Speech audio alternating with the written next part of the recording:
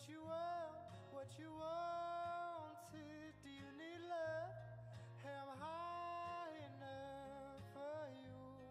In time you'll find I've got my baggage too.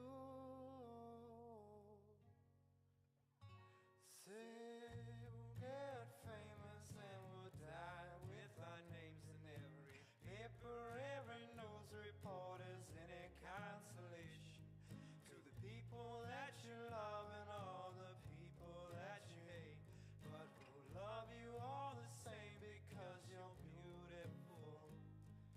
Say you didn't see it, that I saw right through you. Say you didn't mean it, that I mean nothing to you. Like you said, you believe me, that I'd be right for you. Say you love me like you used to.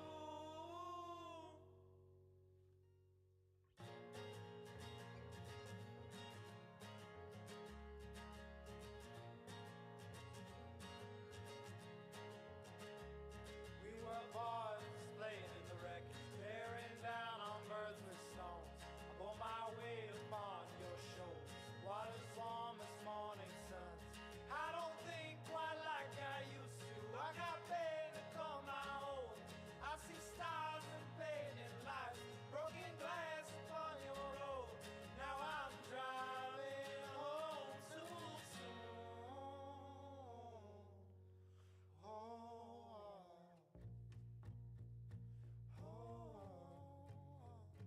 Say you love me like you used to, and we'll vacation first class. I'm breaking your fall, you're breaking my ass. You're working all day, hating on all the bitches at work. You say you're okay, you're faking, fucked up. You're drinking all day, you give me a cup, and I'll be damned if we can make it out of this alive, baby.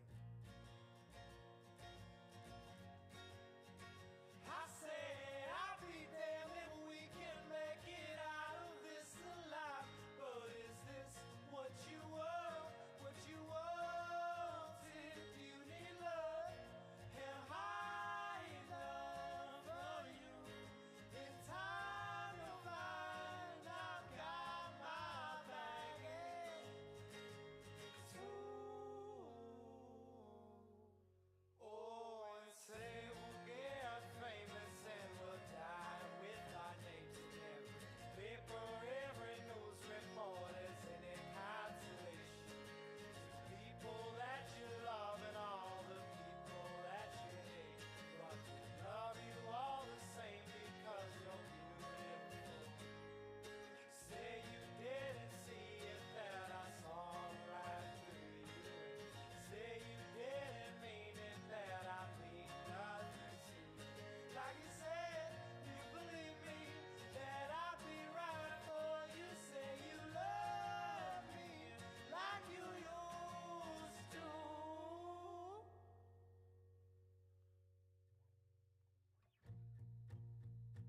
Oh, say you love me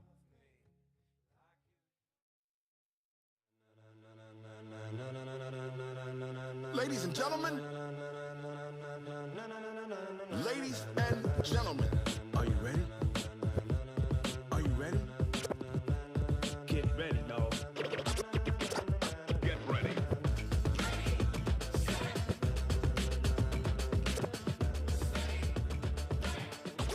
Can you hear me? Oh, good morning.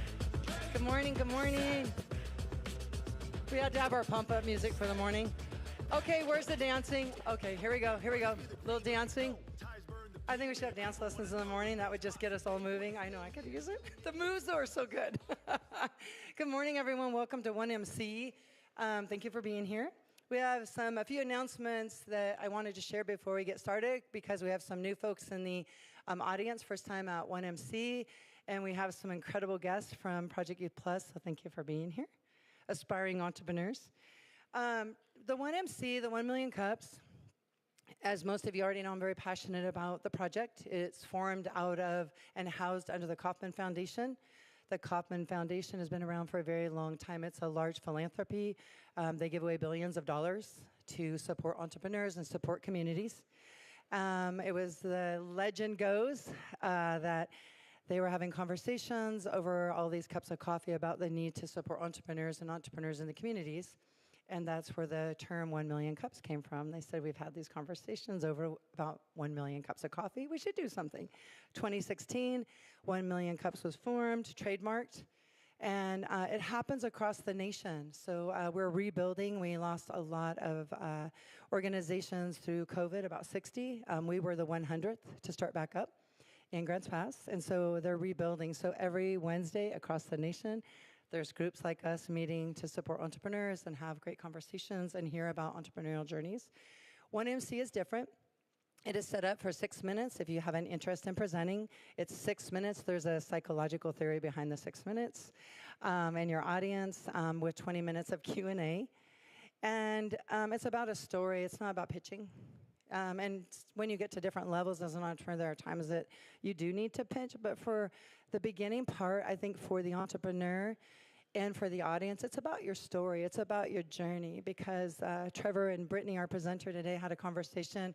Every entrepreneur's journey is so different, right? It has friction points and these pain points. And then you start, and then you got to go get a side gig or get a job. And you just go, and you go. And there's a lot of entrepreneurs in this room that understand that. So our goal with the 1MC is to allow a space for entrepreneurs and all of us to connect and share information. And all of you have expertise and knowledge that you can share with our entrepreneurs and then help them along that journey. And it doesn't end here. I remember Terry with the Grants Pass Chamber had said something about the stories when I said, what do you want? And I said to bring people back so we can follow in their journey. So Brittney's here. Brittney was one of our first entrepreneurs to present. And Caleb with the Brand Foundry were our first two entrepreneurs when we started. September 11th was our first event. So thank you all for continuing to follow us. We appreciate you. If you have questions or you want to present, reach out to myself or Claudia or Trever. Happy to let you know how you do that, how you apply. Oh, and then here's the QR code. If you'll sign in for us, that would be great. It just boosts our site and gets you kind of in our system with the 1MC, which is really great. Pardon me? And you get swag, and we have swag here. Oh, thank you for that. We do have swag. Who doesn't love swag? I think we need our own custom swag, though. So that's a little bit about 1MC. It's just for the entrepreneurs, to help the entrepreneurs, support in the space, help them find resources. I'm traveling back on Monday to Kansas City. I'm very excited to go to the actual Kauffman Foundation and actually get to present about the work we're doing in Grants Pass. So representing all of you, not about me, but about our community. We actually are, because of the QR code and the energy they're seeing around our 1MC, we are one of the smallest, by the way, the smallest areas, because they're usually, the nearest one is in Seattle. We're the only one in Oregon. Then the other one is Sacramento. So it's quite an honor, but it is really because of all of you, the QR code, being here, presenting, that gained us the attention of the Kauffman Foundation. So it's pretty cool. Without further ado, I wanted to introduce Brittney, but I wanted to share something with you. Darn phone wants my face. Brittney presented and has this phenomenal product, which I will let Brittney share more about. And it's just, I think it's just revolutionary, and it's just really about connection and just something that is so innovative that you would never even think about it. Brittney, I want to just say congratulations, graduated with a BS in, not the other word BS, but Bachelor's of Science, just in case you know. Media Innovation with a certificate in professional social media and digital journalism. Brittney can share where she's working now. Super passionate, has competed with the product, and is started in September, and now can share the next phase of the journey and where she's at. So Brittney, would you like to join me on the stage? Can you please give a hand for Brittney?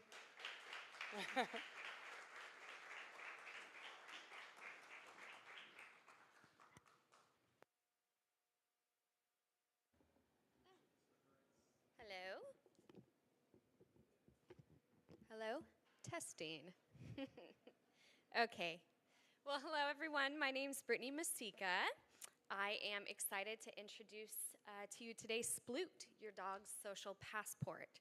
So before I jump into that, I want to talk about a little bit where the idea came from.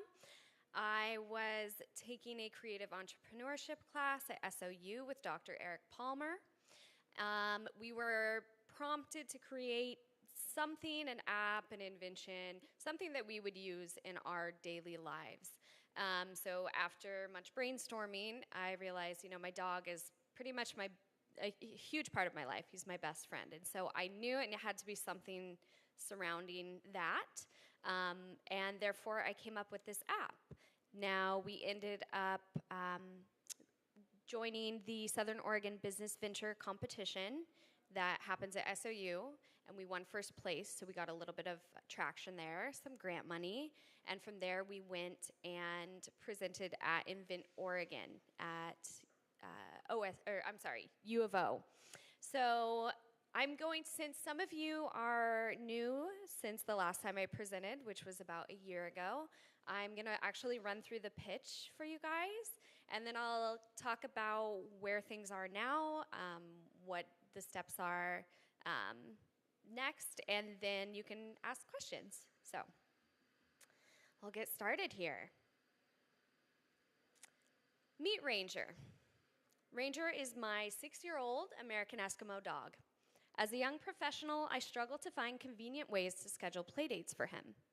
Ranger doesn't get along well with all dogs. He has specific play preferences and needs friends with particular temperaments. After many failed attempts to find compatible playmates for him, I realized that there had to be a better way to connect dog owners with the right companions for their pets. This challenge inspired the creation of Sploot. So over 65 million households in the U.S. own a dog, and many owners face similar challenges leading to missed opportunities for socialization and exercise. The solution to that problem is Sploot. Sploot is a social media app for your dog with the best features of platforms like Facebook, Tinder, Instagram, and Nextdoor, where you and your furry friend can sniff out new pals and potential playdates. Our guiding belief is simple.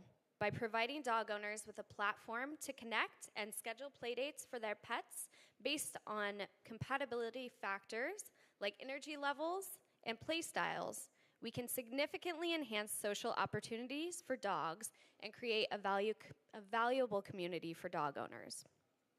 So join me now for a brief video showcasing Sploot's features. I don't think the sound is going to work, but here we go.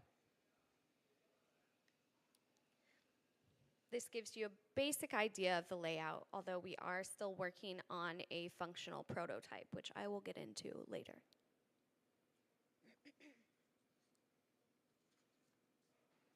Just imagine like a happy little jingle playing in the background. Okay, well, it's okay now. So in the Sploot app, our digital dog park allows you to create detailed profiles for you and your dog, including photos, breed, age, size, and unique traits. Our compatibility algorithm matches dogs based on key companionship factors like temperament and play preferences, where you can then swipe to connect with potential matches. And begin chatting with other owners, where you can plan playdates seamlessly with our integrated calendar. Our Sploot Marketplace allows you to buy, sell, or trade pet products with other owners in your local community. The Pet Service Hub connects pet owners with essential services like vets, dog walkers, pet sitters, pet supply companies, and pet-friendly places. Users can easily schedule appointments, explore ratings and reviews, and share experiences and recommendations in our discussion forums. Connect with the Sploot community in real time to find nearby dog playmates using our GPS service, making spontaneous playdates and social walks easy. Our check-in feature lets you share your location so friends know when you're at the dog park, vet, or a pet-friendly cafe. With Sploot, you're always connected to trusted pet service providers, whether you need a last-minute sitter, a walker, or emergency vet care, ensuring quick and secure access. While other platforms offer singular products and services, Sploot delivers a comprehensive suite of features designed to meet every aspect of pet and owner needs. Now, we will begin by offering Sploot for free within a local community to build a strong, engaged user base. We'll then expand to neighboring West Coast states, forging partnerships and generating revenue from advertising and user data insights as Sploot makes its way across the U.S. We will also collaborate with well-known dog influencers nationwide to promote Sploot and gain credibility. And lastly, we will launch an app-integrated Sploot-branded GPS smart collar, adding a physical dimension to our offerings and creating a new revenue stream. So, why Sploot? Between 2016 and 2022, the percentage of U.S. dog owners increased by 6%, and the pet industry is growing at 8% annually. Sploot's offerings encompass the entire pet industry, and the existing app infrastructure is relatable and accessible. Sploot also requires minimal capital investment. With Sploot, we are not just launching an app, we're fostering a community. We're creating a world where every dog has its play date and every owner has peace of mind. Thank you for your time and attention. We're excited to embark on this journey with you. Thanks.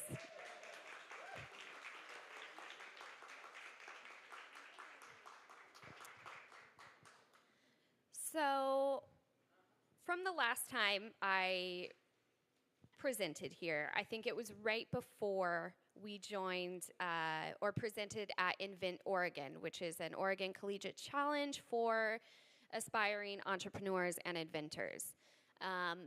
During that, it was a lot of preparation. We spent time at PSU learning what it means to build a business, to build a company, an app, especially. I'm not a very techie person. I appreciate the convenience of an app. Therefore, I chose to go that route. But really, I've learned a lot through this process from local mentors and local entrepreneurs like you all here. I took a break the past year, so Sploot has been a little bit dormant. I was going to school full-time, also working full-time. I work at Wildlife Images. I am their new event and fundraising coordinator. So thank you.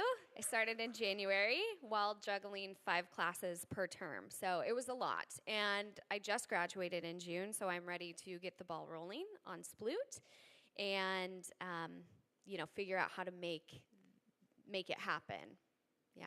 So any questions are welcome. Go ahead.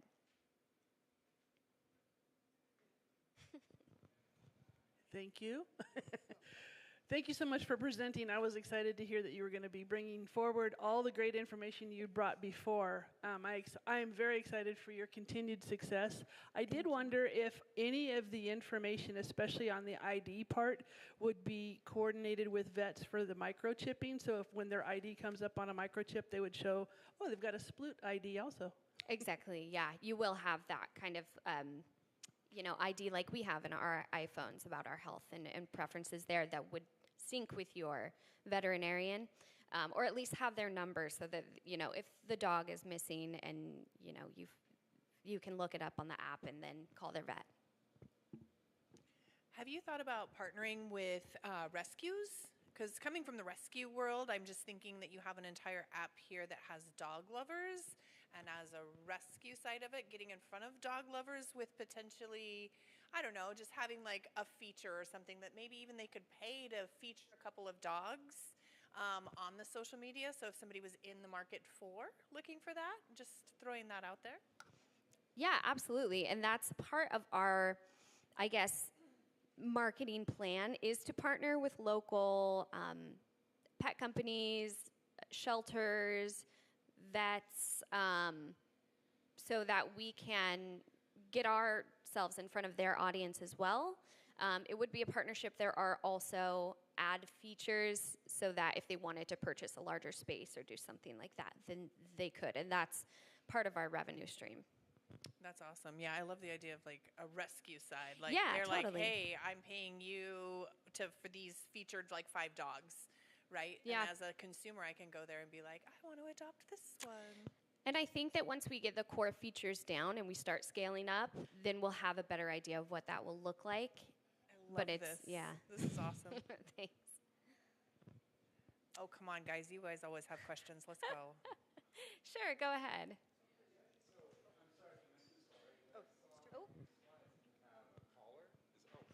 Yeah, I saw that you have a collar.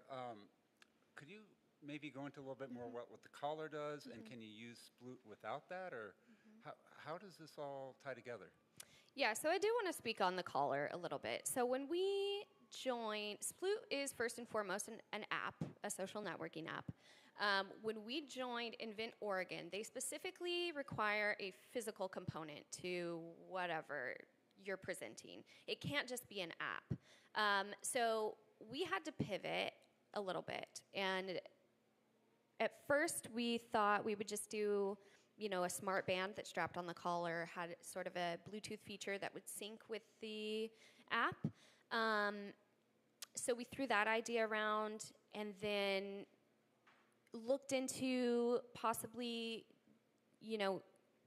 integrating a collar, GPS collar, down the road as another revenue stream. The overhead of that is really expensive. So really we want to focus solely on the app and then maybe go from there. But yeah, you definitely can do, we wouldn't be offering the collar when we launch the app. That would be down the road. We would have to really kind of think about how to develop it, because when we had to pivot from that, and come up with this kind of physical component, it took away from what we were doing and what makes us special. And there are tons of GPS collars out there that kind of function in the same way, but Sploot is really what's so unique, the infrastructure of the app.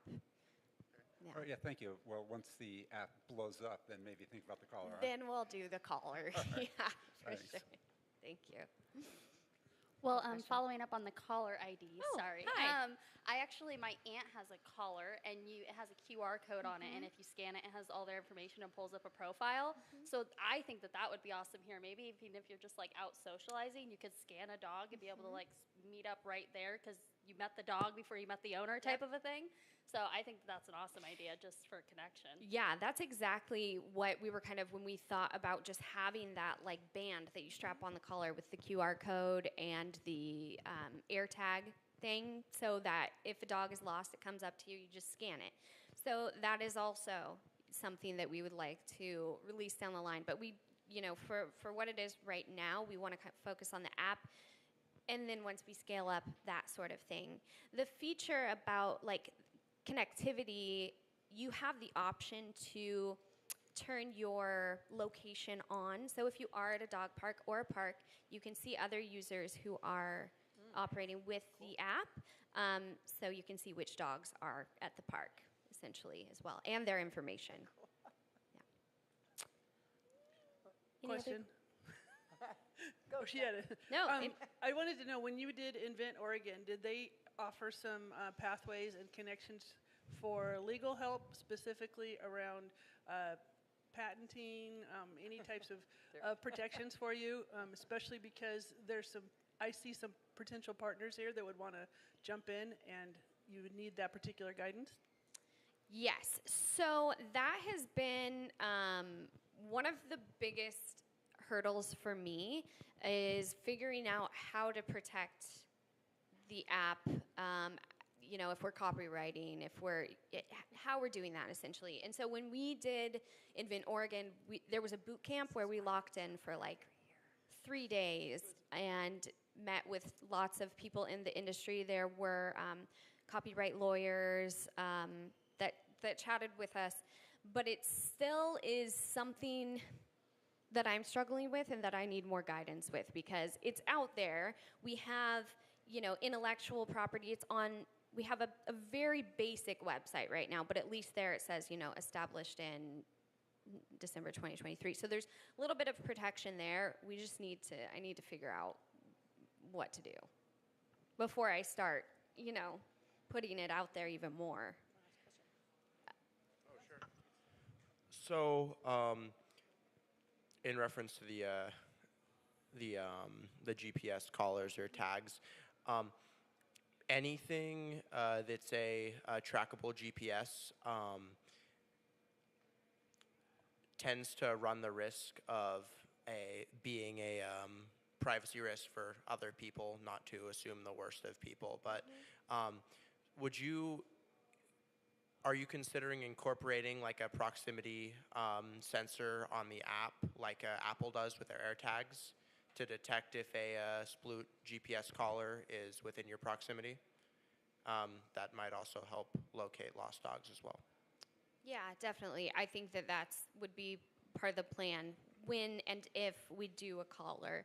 As for safety features within the app, you can choose to have your location on or off. There's also, kind of a checks and balances system sorry if I'm detracting from that, but when we talk about, people you actually met up with, there would be a review-based system there.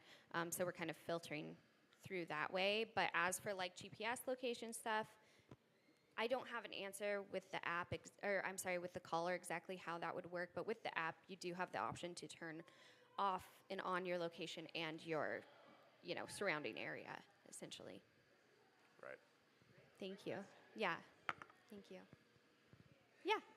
So when it comes to the app, you compared it to Facebook and Tinder. Is it something you swipe on dogs, or is it something you post like a story and people like scroll through and see people posting about their dogs? Or is it both? Mm-hmm. Yeah, so that's a good question. So it operates on a basic compatibility algorithm like you would see on Tinder or something. So you're creating a profile for yourself and your dog, and you'll be able to, based on, breed, play preferences, temperament, that sort of thing, you'll be able to swipe through and find potential playmates for your dog. So that's the feature that kind of is in like the dating, although it's not a dating app, that's the thing. Could be. It could be. It could be. It could be. That's another. Right? But yeah. It's right. It's the dog first, and then But as for the Facebook feature, there will be a comment and review section, more so like Nextdoor in that area. Facebook more so like the marketplace. Okay. The marketplace. Okay. Yeah. So I have Go a question ahead. over Yeah. here. Sorry. No. So I have a quick question. So where's the app? Where's the app right now? Where is it so far? And then I have a few more questions too. But Yeah. Where is it so far? Yeah, great question. So the next step for the app is to build it out. We have, like I said, a very basic prototype, semi-functional prototype. I don't have the iPad here today, but when we were presenting at Invent Oregon, we had it on the iPad to where you can swipe through, click through, and see the different areas. So we have a basic idea of what we want it to look like and what it needs to do. I need help developing that. I'm learning all of this from the ground up because it's very new to me. I have 3 other team members who can't be here with me today, one is great with, the graphics and marketing. One built our basic prototype, and then the other one does numbers and stuff on the back end. So next step would be to start building it out. We have a very small, base of people who have signed up already to beta test the app. So getting closer to being able to get a functional app and start testing it out. What's your timeline, do you think, on that? Is it basically looking at funding, or what's your timeline? Yeah, funding is a big one as well. The timeline, it's hard because I put things on pause for quite a while. Timeline at this point, I want to get things going as soon as possible. I have the capacity to jump right back into it. I would say I would like to get something developing and happening within a couple months, a month or 2. Yeah. And then the last question is, once it's developed, how scalable would it be? I'm sorry, what is that? I said, once it's there and ready, how scalable? And what's your plan for scalability? I mean, to scale it pretty quick. Let me get into my notes.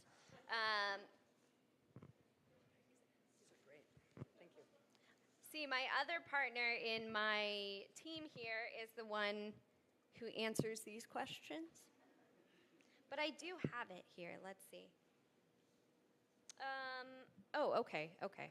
So the plan is to begin by launching it in a test market to refine the platform and ensure that we have a strong product market fit. After establishing ourselves locally, we want to expand regionally, starting on the West Coast, states like Oregon, Washington, California. We'll then leverage user data to make informed decisions on where to grow next. But we'll be using partnerships and pet influencers and businesses to facilitate scaling. So getting revenue from, advertising and that sort of thing. And then our scalable infrastructure will support this growth with server-side technology that allows for seamless expansion as our user base increases. So starting, with our beta testers, after we get established locally, to do a big marketing push, essentially, so that we can acquire. I think our biggest hurdle to start, aside from funding, is to acquire users, because it's not going to work if you just go on and there are like 4 dogs and then they're, it's kind of doesn't really work. So we have to make sure we have a strong user base for it to function. So, Biddy, you're rad. This is rad. It's Joel. Hi. Sorry. I'm sorry. It's all good. Hi. Hey, Thanks. good to see you. You as well. So along the path of entrepreneurship, I've been given a lot of book recommendations from others based on where I was at the past, some of the challenges that I've had. What are you reading right now? What are some of the challenges with learning how to operate and run a business that you feel you're at that we might be able to lend some support? I'm sorry, did you ask what I'm reading right now? Yes. And then what are can you repeat the second part? Sorry. So what are you reading right now? Okay. Business books and development books that you're reading right now. And then also, are there some areas where you're like, hey, you know what? I really wish I had a resource, a book, or something like that that can help me with this stage of the business? Oh gosh, well, that's hard because I honestly don't read a lot of the standard motivational or books maybe in that realm. I kind of read a lot of books about women empowerment. Honestly, I'm reading. It's not super relevant, but kind of a book called The Island of Sea Women about these women in Korea that are basically the breadwinners in their family, and they dive in these dangerous waters, and they're the ones who, provide for their families and do these amazing things. So anything like that that's empowering to me, especially as a woman and someone who is new in jumping into an industry that can be, scary or something like that, I just make sure that I'm always reminding myself that I have all the tools. I can do it. I just have to access that. And it starts with being confident and feeling empowered. And I've gotten so much of that from my mentors, from Eric Palmer, especially at SOU, in the emerging media program there. I mean, people like Kim and Trever, and I've met so many great people. So that's been probably the biggest help for me. What I do need help with now is support in how to move things forward, because I know what I want to happen. I don't necessarily know how to get there, and that's what I'm trying to figure out. Yeah. Yeah, you mentioned, I believe it was in your second phase, about something about the data. It sounded like it was being sold. Can you tell more about that? Well, kind of. Like I said, when I started the idea, I came up with the idea and the infrastructure, and then I acquired 3 team members. Brian Angelo, he's amazing. He handles kind of that side of things, but so data privacy and security are top priorities for Sploot. I'm going to read off my notes. We will implement industry standard encryption to protect user data and ensure that all personal information is securely stored.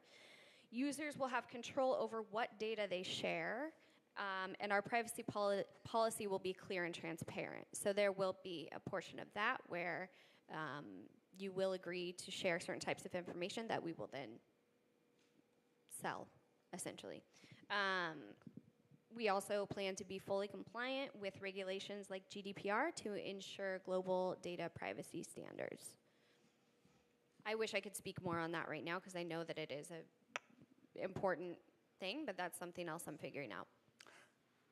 The way I read it when it came up, and correct me if I'm completely wrong, just for clarification, because I sat in that space quite a bit, would just be the fact that when they say sell, I believe they're referring to having ad partners that are then paying to access those algorithms and that data. I did not get the impression in anything that they've ever spoken on is that they're like mass selling it to external media. Right. It's literally internal ads and targeting such an audience. Right. I would think that, I mean, that's all that I've ever thought about in that sense would be like the information about the algorithm and that sort of thing. But again, that's it. Right. Have access to that user base and yeah. So just real quick, have you ever been to Reinhardt Park? I think so. Oh yeah, I live right by there. I go there with my dog like every day. Sorry, I forgot the name. So one idea might be to make some flyers to hand out to people so you get that first base of people with that. And on the flyer to have your QR code, but also request that they post what's going on to their Facebook, 500 to 1,000 friends. So it might be a good way to make sure there's more dogs in this. Just, with a smile, hand out the flyer. And there's probably other groups you could do that with too, possibly. Yeah, and that's something we want to do. I would love to host meetups and have flyers at the dog parks and do a lot of that. I worry about doing that before I have a functioning app. Also, worry about not being fully protected. There are a lot of things that make me hesitant to start. At that point in time. Okay, then yes. Absolutely. Yeah, I will and that's what I'm really good at is connecting people and getting things going and marketing and that sort of thing. So, yeah, yes. I have one more question. So when you're putting together, what's your plan to put together the data? Like where parks are? I mean, that's a lot to gather, right? Like there's millions of dog parks across the United States. Are you going to use user interface, kind of like maybe Google, where it's like, hey, there's an accident. Hey, this is a great park. Like a check-in? I mean, how am I going to know where the parks are, and how are you building out that data? That is a great question. I need to hire a team or have them just show up. But yeah, all those things are all of that is stuff that I need to figure out before I can put it out there.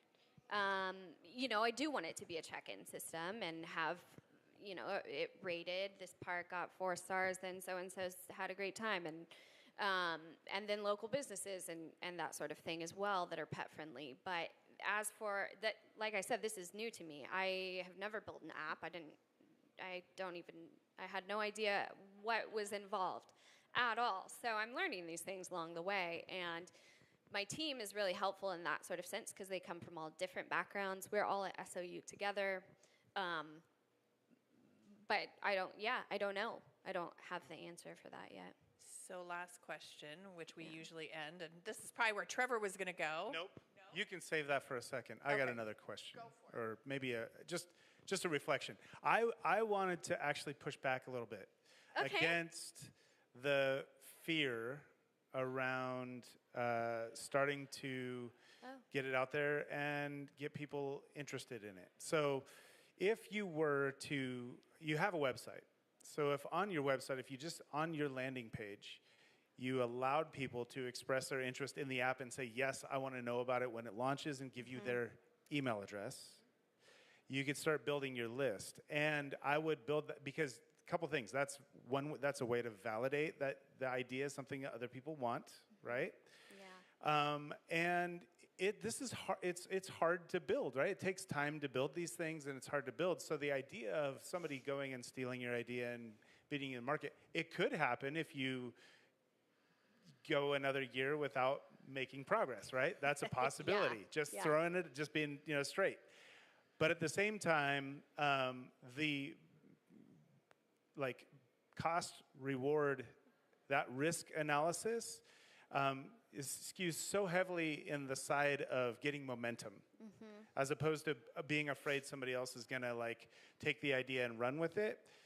You are the one running with it right now, and you should, I would just, again, push back against the fear that you have, and that it will actually be very motivating if people are starting to sign up for the email list and saying, yeah, I want this when it's ready.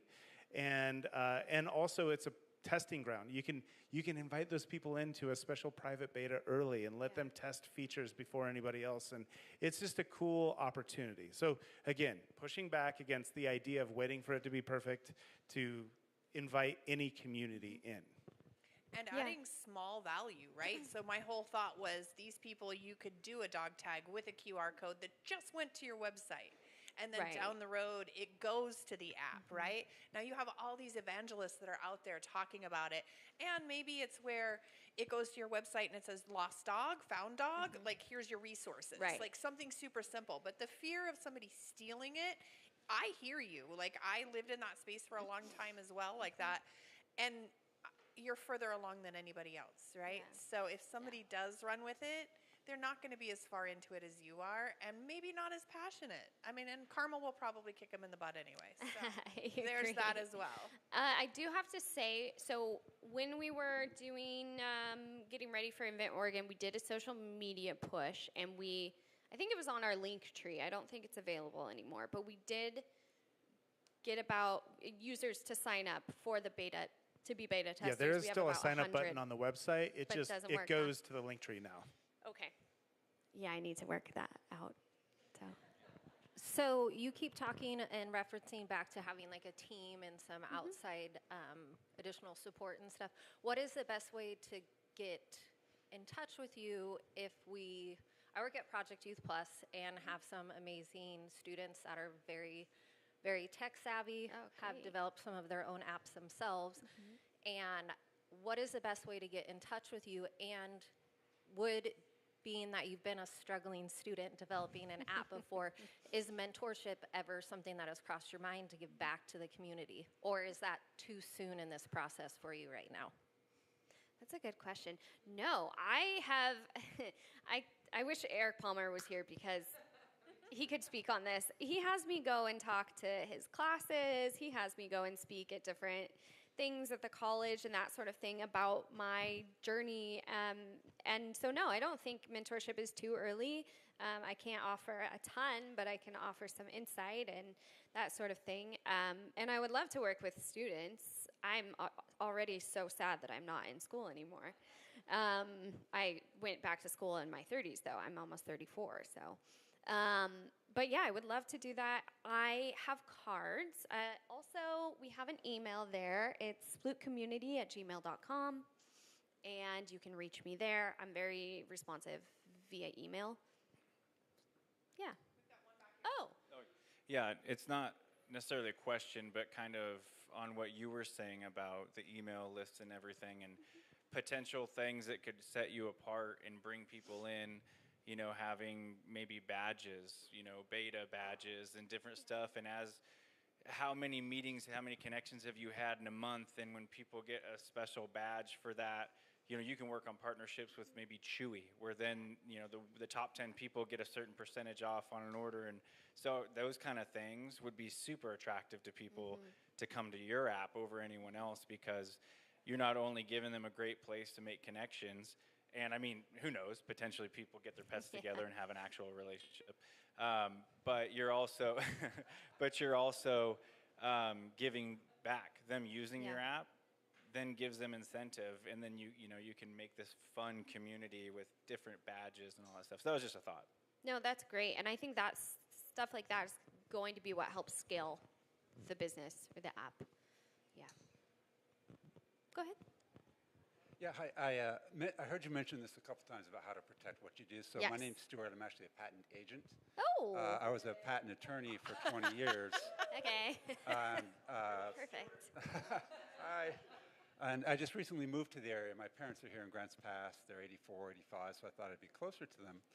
But to answer your question about how to protect what you're doing, the best answer, and I'm going to make this as quick as possible, is what's called a provisional patent application. So what that does is that buys you 1 year of patent protection to further develop what you're doing. And I'd be happy to chat about this more in length. I mean, when's the last time you didn't hear a lawyer that talked too much, right? But I'll try to cut it down. So yeah, provisional patents are what you and probably most other people in this room are going to need at this point in their developments. And then you can follow up if you want to continue patent protection with what's called a utility patent, and that's that 20-year thing that you all hear about. So yeah, I just want to let you know. Also, caveats, you have 1 year after your first public use or sale. So in other words, this is like considered public use when you're telling a group what you're doing, to file for patent protection. If you're outside that 1 year window, you can't get patent protection anymore. So just keep that in mind too. You really need to be strategic about when you decide to go public. And that includes things like trade journals, that includes things like discussing it with actually a sales rep. I mean, you might not think about it, but that could trigger the statutory bar. So you have to be very careful about it. And if anyone has any questions, I'd be happy to answer it. If we ever talk on the phone or if you ever meet me, just mention that, hey, I saw you at 1 Million Cups or any of these other networking events, and I won't charge for like consultations, like chatting on the phone. I'd be happy to talk about it. Any prices you see on my website, which was designed by ChatGPT, so please don't hold it against me or anything. I'll give you a discount on that as well. And yeah, I'd love to talk about it because I've been a parent for the last 3 years, and if it doesn't involve Miss Rachel or Paw Patrol, I'm there. We can talk about it as long as you want. All right, so that's all. And I'll give you my card after this. Thank you. That's really helpful. And they had told me about the provisional patent application, and I didn't do it. I forgot about it. So thank you. That's the best way. And really, too, patent protection in general is not cheap. So you also have to decide if it's worth the money. You may not want to. You may want to keep something as a trade secret until you establish your business more. But you've already kind of shown everyone, so I think you're down the path towards provisionals. But anyone else is thinking about starting your product or your business, try to keep it a secret as long as possible.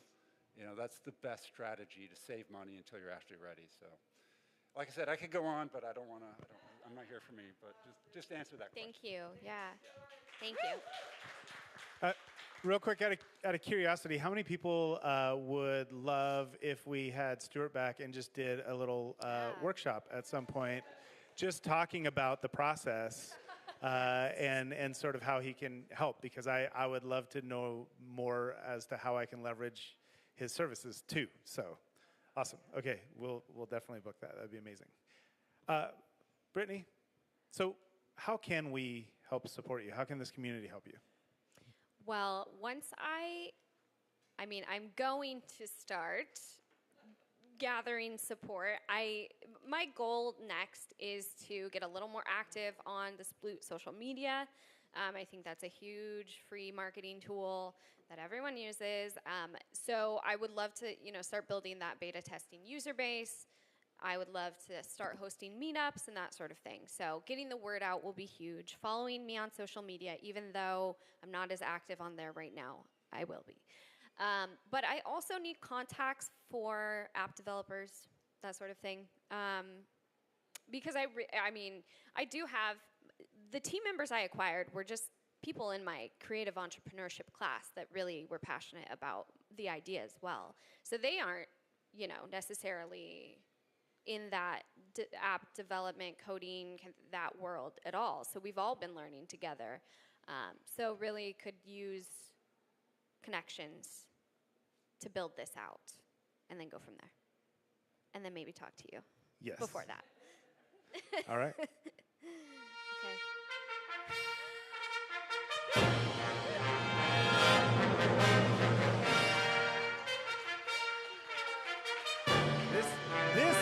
Yes, thank you. This is our update follow-up gift, the coveted 1 Million Cups notebook and pen. Yes.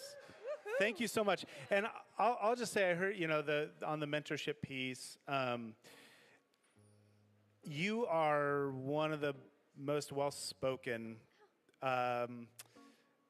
people we have had on the stage. Like your ability to talk about your product, to talk about your process, to field questions, and to present your product is like you're just very well spoken. You present incredibly well. Would you all agree? Yeah.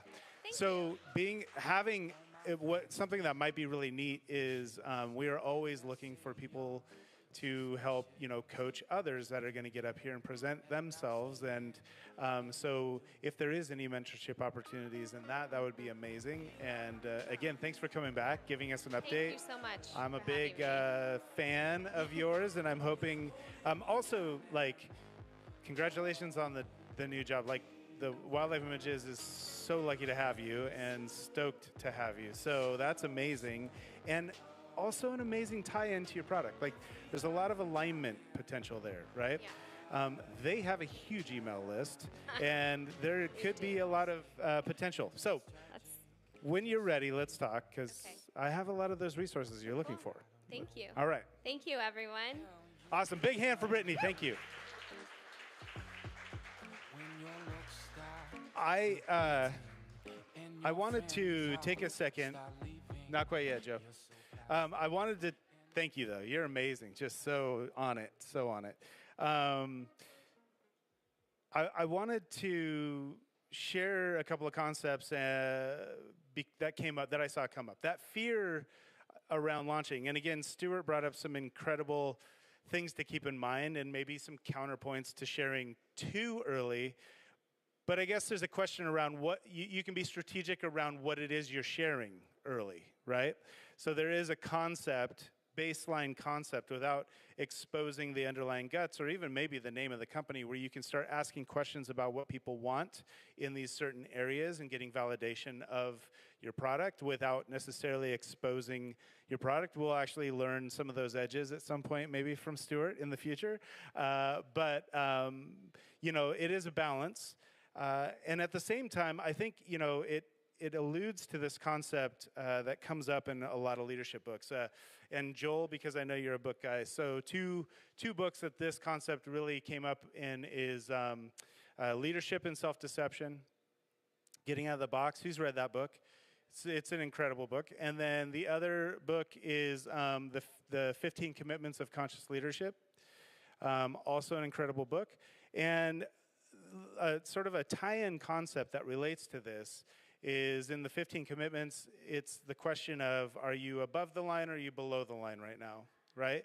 Or in Leadership and Self-Deception, are you in the box or are you out of the box? And effectively, what it means to be above the line is that you are open, you're curious, you are learning, you are taking responsibility, you are, pushing through and pushing forward, right?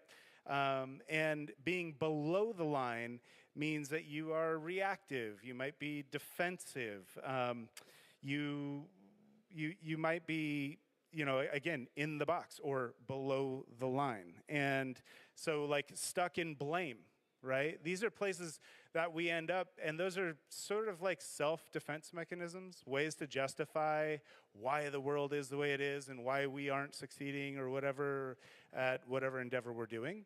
And so, again, the question being at any point in time, am I above the line right now or am I below the line? And you have the ability you can see, like, how am I reacting to this? Am I being defensive? Am I protecting my thing? And or am I collaborating? Am I reaching out? Am I interested? Am I inquiring about something, asking questions, truly interested in somebody else, another human being or other groups of people? And so if you find yourself getting caught in that rut of sort of negativity, it's not just positive thinking at all. It really is framing, like what is the thing that, what is the mode or that you feel most empowered in? And you can ask the same question from above the line or below the line. They sound differently, but they're addressing the same topic, right? So I just wanted to put that out there today because especially when you're starting something, and especially when you're starting something on the side. How many other people have side projects going right now? They're trying to build something. See, look around. Like, honestly, it's most of the people in this room, And that's a hard thing to do. It takes a lot of energy. There's a lot of stops and starts. There's a lot of stumbling. And you can never find enough time. And you always feel too busy. You get burned out. There's all of that language is below the line, right? All of that language is me feeling like, And so as opposed to that, you really just ask yourself different questions, the above the line questions. What can I learn in this moment? Who can help me with this? And how can I help them? And what's the value proposition here? So again, it's a simple little key distinction, but it's so powerful and empowering for yourself when you're in a situation like this where you're starting something. It's hard and you're running into all the barriers. So I just wanted to share that with you today. Again, Brittney, thank you so much for being here today and coming back and giving us the update. I'm really excited because now that you're out of school, you actually have some time to focus on building this out. So that's also exciting. And wish you all the best. Thank you all for being here. I see some new faces out here today. It's awesome to have you all. We'll definitely get that workshop with Stuart planned and scheduled at some point. Claudia. Hey, I just wanted to add on that whole defensive, right? It's a passion project. It's something you love, and so you are protective and defensive. And sometimes when people are trying to mentor you and come at you with any kind of criticism or pushback, which Trevor's amazing at delivering pushback where you don't even know he's done it. So with that being said, it is really easy. And that, I think, for me as an entrepreneur was the hardest place to get out of, was not feeling attacked and feeling protective of my little passion projects and taking it for what it was, just absolute, a helping hand to get to the next place. So don't be afraid. I mean, it's very easy to bristle and say, why don't you love my product? And then you got to realize that we're all here from a place of love. So we appreciate you guys. Anybody else have anything else they wanted to add real quick? We usually do a little popcorn style.